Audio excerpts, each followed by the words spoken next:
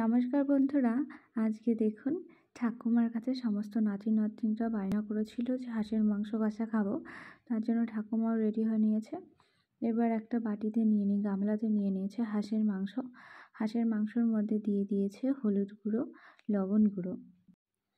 এবার দিয়ে দিল খাঁটি সর্ষের তেল, বাড়িতেই ভাঙানো ছিল। এবার দিয়ে দিয়েছে পেঁয়াজ কুচি, মিক্সিতে বেটে নিয়েছে লাল লঙ্কা, ধনে, জিরে, আদা আর রসুন, এই সব কটাকে একসাথে পেস্ট করে সুন্দর করে তারপরে সব কিছুকে এখন মাখিয়ে নেবে। মাখিয়ে নিয়েছে, মাখিয়ে নিয়ে কিছুক্ষণ রেস্টে রেখেছিল, প্রায় 1 ঘন্টা মতন।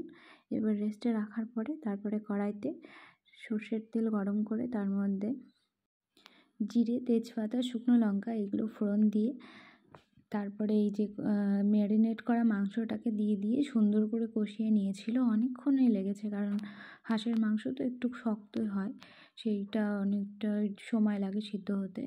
একদম উনুনে রান্না করেছে, খুব ভালো হয়েছিল, উনুনে একদম ফুল আছে। রান্নাটা কিন্তু খুব মজাদার হয়েছিল, আপনারাও করে নিতে পারেন এইভাবে।